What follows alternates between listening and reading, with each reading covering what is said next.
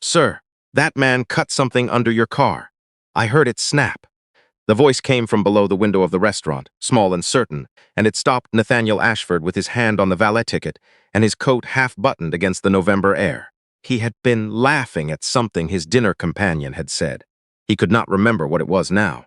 The girl was standing on the sidewalk with her arms straight at her sides, the way a child stands when she has rehearsed what she is about to say, and does not want her body to interfere with the words. She was 8, maybe 9. She wore a purple coat that was too thin for the season and too long for her frame, the hem dragging past her knees. Her hair was pulled into 2 puffs secured with yellow rubber bands, the kind that come wrapped around bundles of asparagus at the grocery store. There was a small rip in the left shoulder seam of the coat. Her shoes were brown, scuffed, and the left one had a knot in the lace where it had broken and been reteed. But her eyes were wide open and locked on his, and there was nothing in them that looked like a child asking for money or attention. There was only the flat, serious expression of someone delivering information she believed to be urgent. The valet, a young man in a black vest, glanced at her and then at Nathaniel. "Sir, I can call someone if she's bothering you." "She's not bothering me." Nathaniel said it without looking away from the girl. He let the valet ticket drop back into his pocket. "What's your name?" Kezia, tell me what you saw." The man in the gray hoodie. "He went into the garage about 20 minutes ago. He walked past the first row of cars and went straight to the black one with the gold letters on the back. The one that says ASH on the plate. He got under it. He had a light on his phone. He was under there for maybe 4 minutes. I heard a metal sound like a clip and then a scraping. Then he came out and wiped his hands on his pants and walked to the corner and got into a white van. The van didn't have plates on the back. Nathaniel's vanity plate read AS1. It had been a gift from his late wife, Margot, who had ordered it the year he was appointed to the federal bench, 23 years ago. He had kept it through every car since. It was at this moment on a black Mercedes sedan, parked on the second level of the garage attached to the restaurant. His dinner companion, a man named Leland Cross, had come through the door behind him and was adjusting his scarf. Leland was Nathaniel's former law clerk, now his business partner at the private arbitration firm they had built together over the past 6 years. He was 44, trim, confident, and had the particular warmth of a man who had learned early. That warmth opened doors that competence alone could not. "Nate, the car's probably up by now. You ready?" "Not yet." Leland looked at the girl. His expression shifted into the careful blankness of a man who was deciding whether this was a situation or a distraction. "Everything okay?" "I don't know yet," Nathaniel said. He crouched. His right knee protested. He was 61 and had stopped pretending his knees were younger than that about 2 years ago. He brought himself to the girl's eye level. The sidewalk was cold under the sole of his shoe. A light rain had started, not heavy enough to need an umbrella, just enough to make the streetlights blur. Kezia, the man under the car. What did he look like? She thought for a moment. She did the thing children do when they are pulling a picture out of their memory instead, which is to look slightly up and to the left, as if the image were stored on a shelf just above eye level. White, not old, not young, maybe like him. She pointed at Leland, then pulled her hand back, embarrassed. Not him. I mean that age. He had a gray hoodie with a zipper and dark jeans and work boots, the brown kind with the yellow stitching. His beard was short, like he forgot to shave for a few days. He had a tattoo on his neck on the left side. I couldn't see what it was, but it was dark, like black ink, and when he was on the phone before he went under the car, he said something. He said, "It's the black one, second level ASH plate. Yeah. 10 minutes after he leaves the restaurant, just the brake line. It'll look right." That's what he said. Nathaniel felt something cold move through his chest that had nothing to do with November. Just the brake line. It'll look right. He stood up slowly. He looked at Leland, who was watching the girl with an expression Nathaniel could not quite read. Then he looked at the garage entrance across the street, the concrete mouth of it, the yellow light spilling from inside. "Leland, don't call for the car." "What?" "Don't call for the car. Don't go near the garage. Stay on this sidewalk." He took out his phone and dialed 911. He gave his name, his location, and a description of what the girl had told him.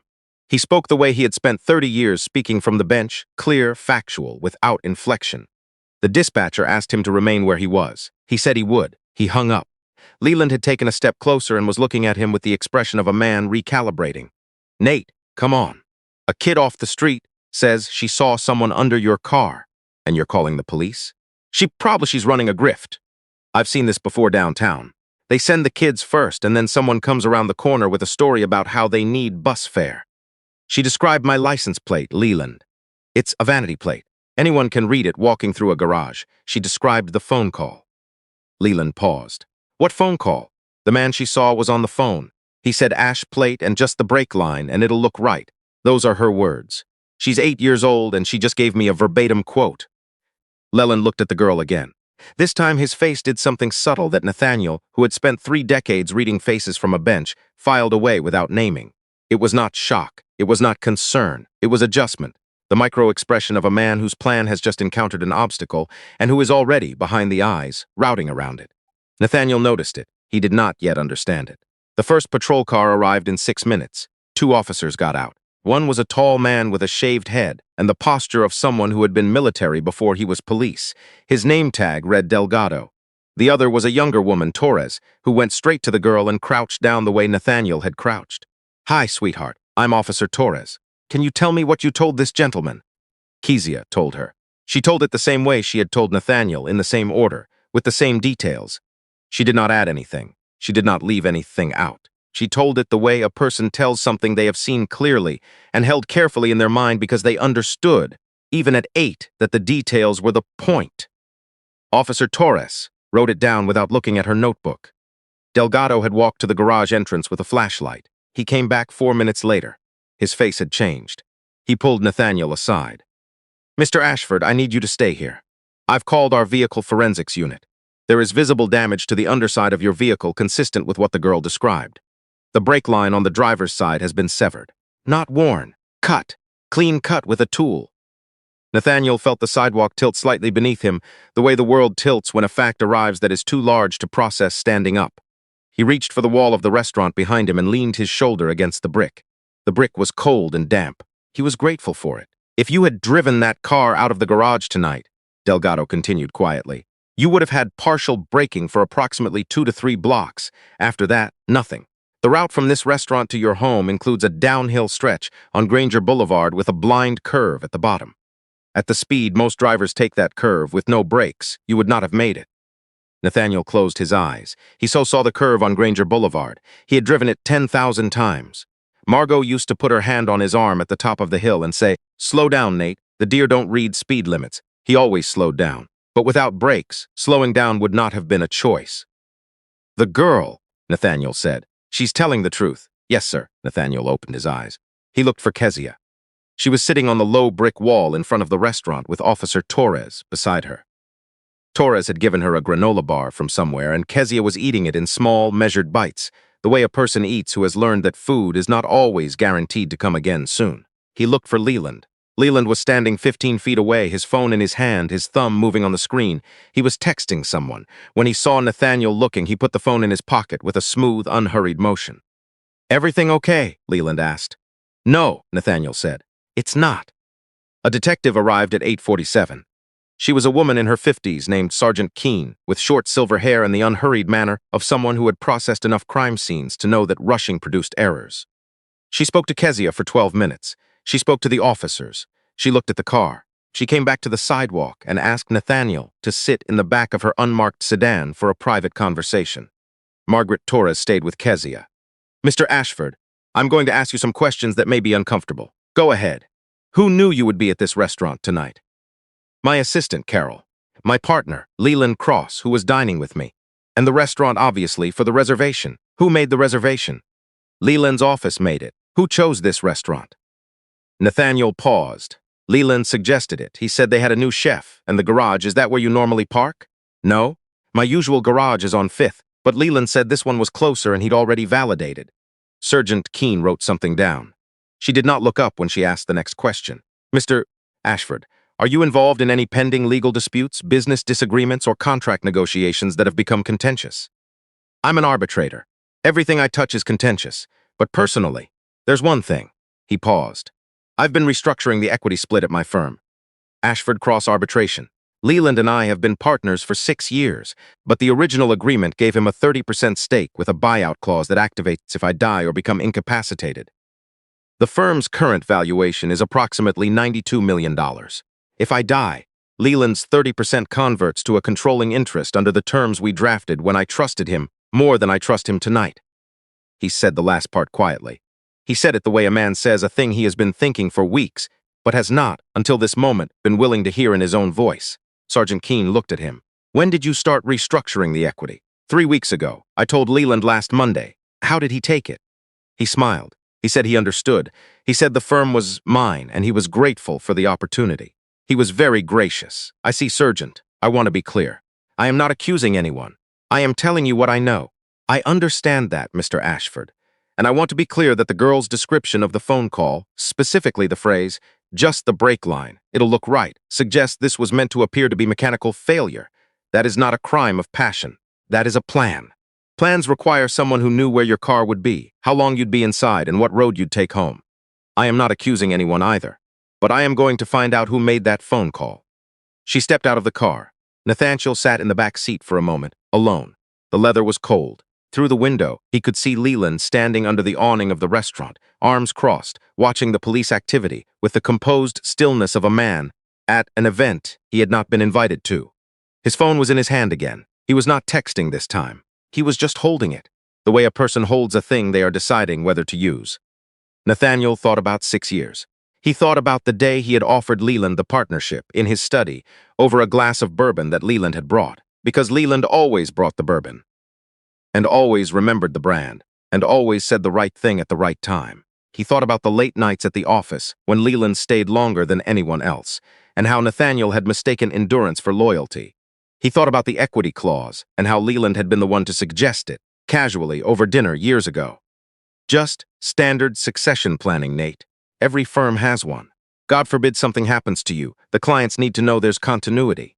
God forbid. Nathaniel got out of the car. Kezia was still on the wall. Officer Torres was still beside her. The granola bar was gone. Kezia's hands were in the pockets of her purple coat, and her feet, in the scuffed brown shoes, were swinging gently above the sidewalk the way a child's feet will when the child is tired, but not yet willing to say so. Nathaniel walked to her and sat down on the wall beside her. The brick was cold. He did not care. Kezia. Yes, sir. Why were you near the garage tonight? She looked at him with the direct, unblinking gaze he was beginning to recognize as her way of deciding whether a question was safe to answer. My grandma and I sleep in the park across the street, under the pavilion. She has a spot she likes because the bench has a back on it and she can lean against it. I was walking to the gas station on the corner to use the bathroom and I saw the man go into the garage. I stopped because he looked wrong. Wrong how? He was looking around too much, like he didn't want anyone to see him. People who are just parking their cars don't look around like that. They just walk. He was checking. And you stayed and watched. My grandma says when something looks wrong, you watch. You don't walk away. You watch and you remember, because remembering is how people who don't have power help people who do. Nathaniel felt the sentence land somewhere deep in his chest, in the place where things land that do not leave. Your grandmother, where is she now? At the pavilion. She can't walk far. Her legs swell up at night. She has a condition. I don't know the word. She takes pills for it, but we ran out last week. How long have you been sleeping in the park? Since August. We had an apartment on Delancey, but the building got sold and the new owner raised the rent. Grandma couldn't make it. She worked at the school district for 28 years in the front office. She answered phones and kept the files. She retired 3 years ago. The pension is $1,140 a month. The new rent was $1,500. She sold the furniture first, then the TV. Then she called the shelters, but they were full, so we went to the park. She said all of this without self-pity, the way a child says things that are simply the facts of her life, because she has not yet learned that other people's lives contain different facts. Sergeant Keene approached. Mr. Ashford, we'd like to bring you to the precinct for a full statement. We're also going to want to talk to Mr. Cross separately. Is that going to be an issue? No, the girl. Does she have a parent or guardian we can contact? Her grandmother. She's in the park across the street. Keene looked across the street at the dark line of trees and the faint shape of a pavilion beyond them. Torres, go with the girl and bring the grandmother. Ask, don't tell. Bring a blanket from the trunk. Officer Torres walked across the street with Kezia. Nathaniel watched them go. The girl held the officer's hand, which surprised him. She had not seemed like a child who reached for hands easily. But Torres had earned it somehow, in the 20 minutes on the wall with the granola bar and the quiet, steady presence that certain people carry, like a frequency children can hear. They came back 11 minutes later. The grandmother was with them. Her name was Alma Briggs. She was 67 years old, and she moved with the slow, deliberate steps of a woman whose body had begun to negotiate with gravity on terms she did not like. She was wearing a green wool coat that had been good once and was still clean because Alma Briggs was the kind of woman who kept things clean even when keeping things clean was the hardest chore in a life made entirely of hard chores. Her hair was gray, pulled into a bun so tight it seemed to be holding her entire posture together. She wore glasses with a crack in the left lens that she had taped with a small piece of clear tape, neatly, precisely, the way a woman tapes a cracked lens when she cannot afford a new pair, but refuses to let the crack be the thing people notice first. She saw Nathaniel, and she stopped. "I know you," she said. Nathaniel looked at her. He did not recognize her. He was certain of it. He searched his memory the way a judge searches a case file, methodically, page by page, and came up empty. "Ma'am, I don't think we've met. We have. You don't remember because it was small. It was small to you." She looked at Kezia. "Tell him, baby." Kezia looked at Nathaniel with something new in her eyes, something that was not urgency or seriousness, but a kind of gentle patience, the patience of a child who has been waiting for a particular moment and has now arrived at it. "Last January," Kezia said, "at the pharmacy on Bleecker. It was raining. My grandma was trying to pick up her medicine, but the insurance had stopped and the lady at the counter said it was $340, and Grandma didn't have it. She put the bag back on the counter and said, 'Thank you,' and started to walk out. You were behind us in line. You picked up the bag and you paid for it, and you walked outside and you gave it to her in the parking lot. You said, 'Ma'am, you left this on the counter.' You said it like she had just forgotten it, like it was hers all along. You didn't make it a thing. You just handed it to her and walked back inside." Nathaniel remembered. He remembered the pharmacy. He remembered the rain. He remembered the woman in the green coat reaching into her purse and counting bills and coming up short, and the way her face had done something precise and terrible, the way a face does when pride meets arithmetic and arithmetic wins.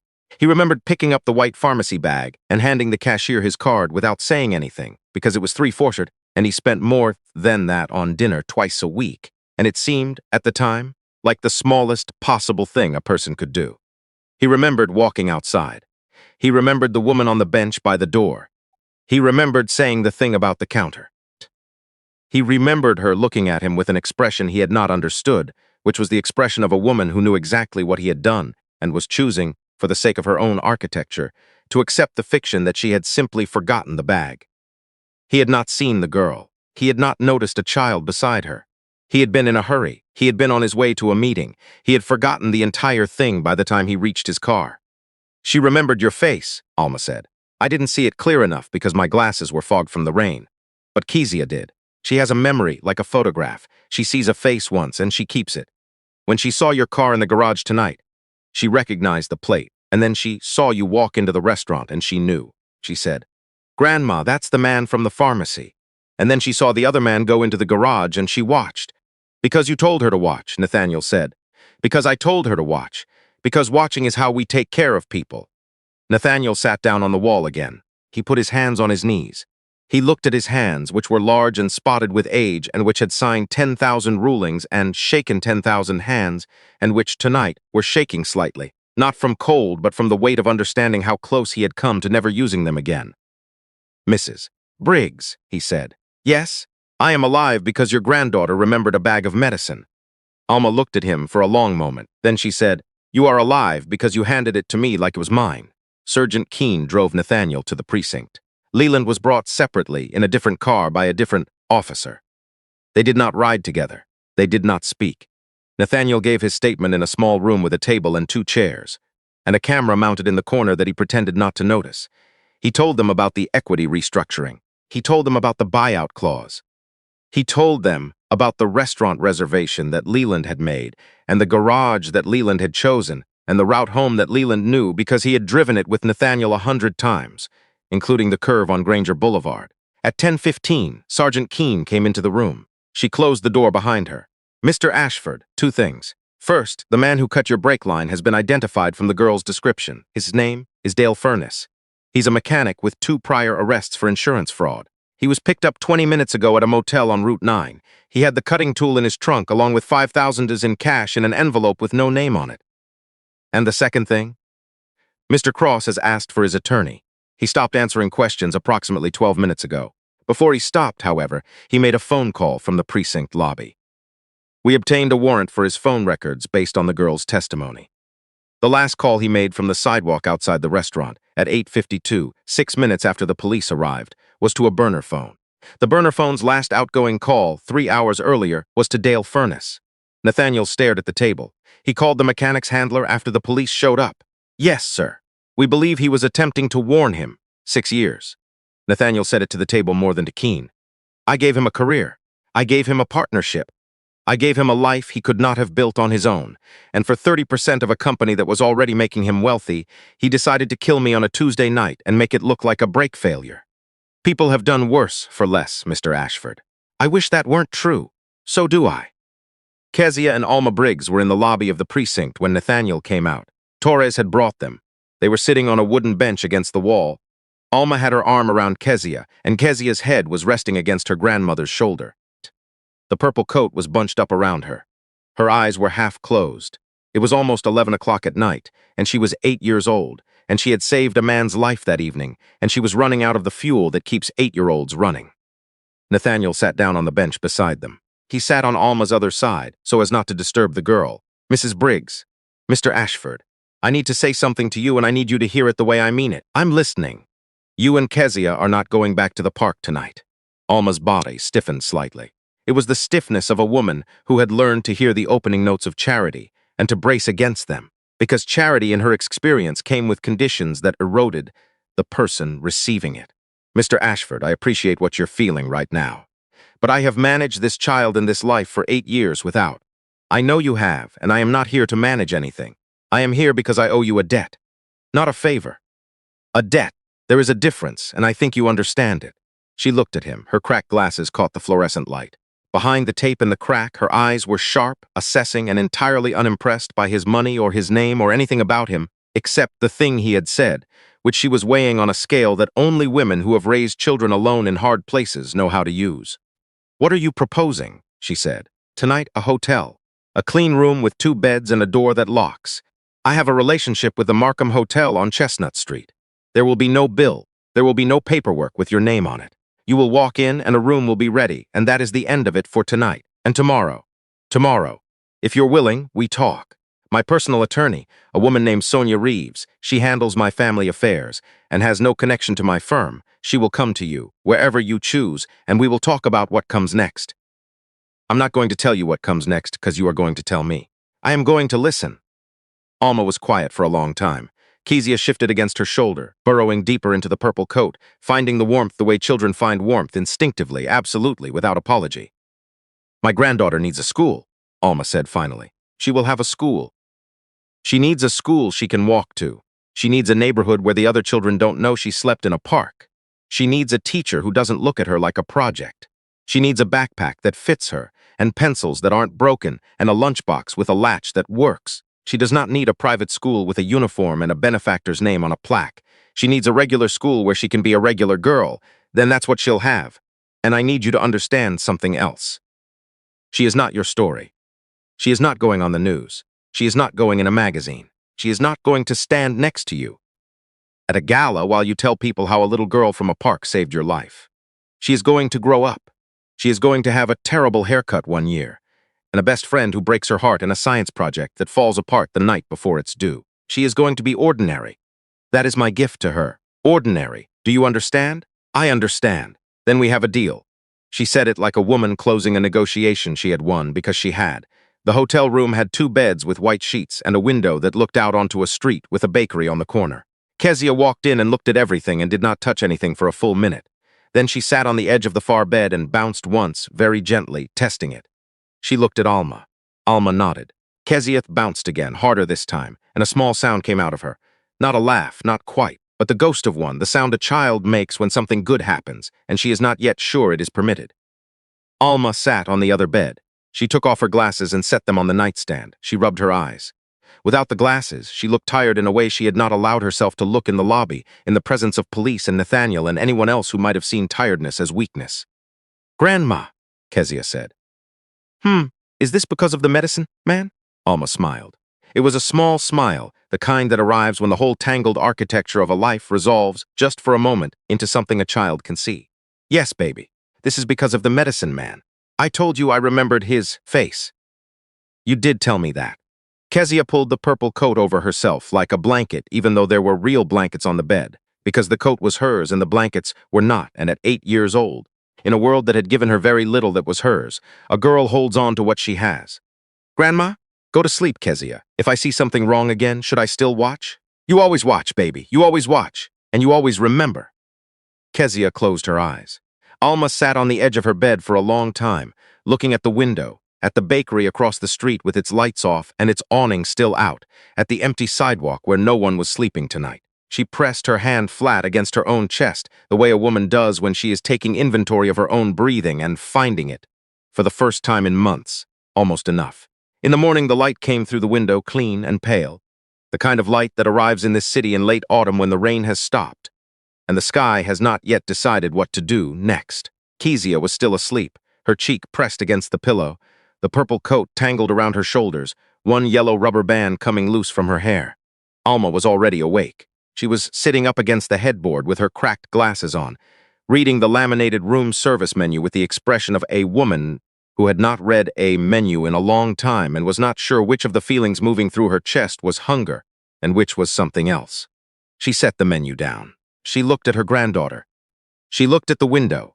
She thought about the pharmacy on Bleecker Street and the rain and the white bag and the man who had handed it to her like it was already hers, like the transaction was not charity but correction, as if the world had simply made an error and he was fixing it. She thought about how Kezia had turned to her in the parking lot that day and said, "Grandma, why did that man do that?" And Alma had said, "Because some people are just built that way, baby. They see something wrong and they fix it. Don't forget his face. You never know when you'll need to return the favor." She had said it without thinking.